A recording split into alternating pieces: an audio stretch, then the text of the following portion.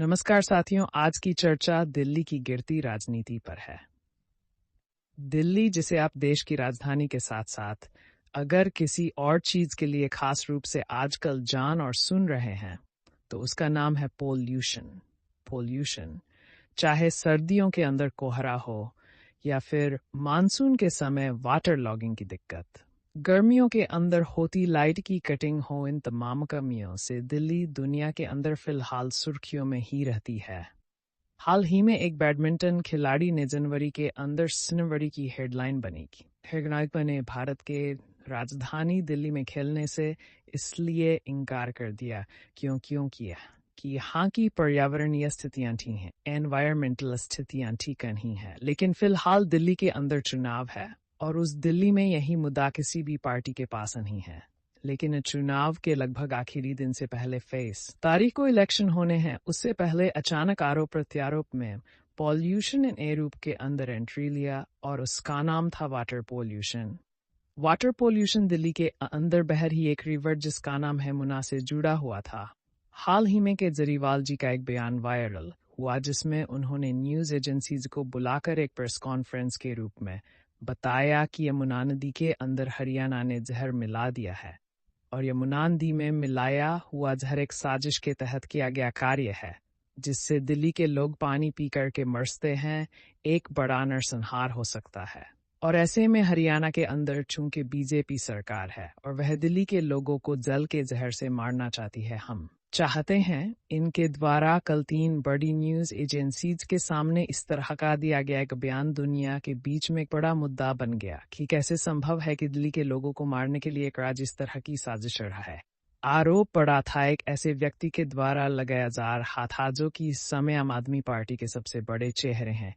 ये वही हैं जिन्होंने कभी 10 साल पहले कहा था कि मैं डूज तक यमुना को साफ कर दूंगा और रोजा 05 में खुद डुबकी लगाऊंगा। इन अरविंद केजरीवाल के द्वारा हरियाणा पर 27 जनवरी को लगाया गया यह आरोप कि हरियाणा सरकार ने यमुना में जहर मिला दिया है। इससे राजनीति में एक भूचाल सा गया क्योंकि यह अपने आप में एक ऐसी खबर थी जिस खबर ने दुनिया का ध्यान अपनी तरफ आकर्षित कर लिया। सीएम सैनी के केजरीवाल से सीख सवाल इंजीनियरों ने किस तरह निष्कर्ष निकाला कि पानी में जहर है, कौन सा जहर डाला गया, कितने टन जहर डाला गया, बॉर्डर पर पानी को कैसे रोका, कोई दीवार बनाई, कहाँ बनाई, पानी जहरीला था तो कितनी मछलियां मरी। 27 जनवरी दिल्ली जल बोर्ड की सीईओ ने केजरीवाल का बयान खारिज किया। दिल्ली जल बोर्ड की सीईओ ने 27 जनवरी को मुख्य सचिव को पत्र लिखकर के केजरीवाल के दावे को गलत बताया है। उन्होंने पत्र में लिखा, हरियाणा के कारण यमुना में अमोनिया को लेकर अरविंद के केजरीवाल का इनका कोई आधार नहीं है। इसमें बताए गए फैक्टर गलत और भ्राम का है। ऐसे गलत बयानों से दिल्ली वासियों में डर पैदा होता है। अन्य राज्यों के साथ संबंधों पर भी बुरा प्रभाव होता है। दिल्ली विधानसभा चुनाव में कुल सीट जिसमें बहुमत के लिए 6 सीट चाहिए। दिल्ली में नामांकन टेस्ट से जनवरी से शुरू हो रहा है और नाम वापसी इसी जनवरी तक वोटिंग 22 फरवरी को होगी तथा रिजल्ट 8 फरवरी डिक्लेयर कर दिया जाएगा। दिल्ली में वोटरों की संख्या 1.55 करोड़ है। महिला 38.7 लाख तथा पुरुष 86.69 लाख।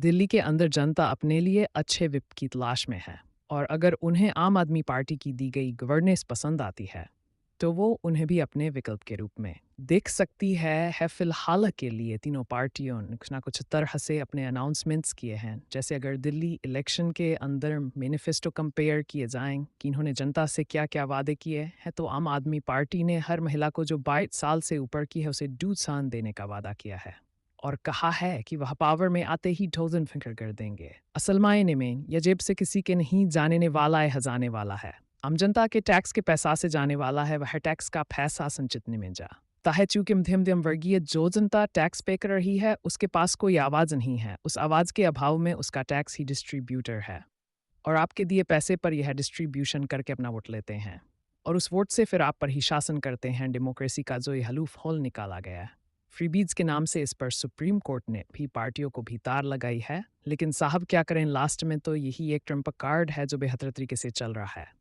तो कोई पार्टी इसमें कम नहीं है, कांग्रेस भी पीछे कहाँ थी, उन्होंने कहा। कहा कि अगर हम सरकार में आए तो बेस से ऊपर के हैं, उन्हें free of cost her government और प्राइवेट सरकारी अस्पताल के अंदर इलाज मिलेगा। बीजेपी ने कहा कि अगर हम भी इसमें आते हैं तो हम आयुष्मान योजना के तहत पूरे दिल्ली के अंदर लाख तक का सीनियर सिटीजन और पुअर फैमिली को देंगे और कहेंगे कि वो मतलब जहाँ जहाँ पर ज़रूरत पड़े वहाँ पर इलाज करा सकते हैं। कांग्रेस ने कहा क्या बात करते हो, हम भी लाख तक का देंगे।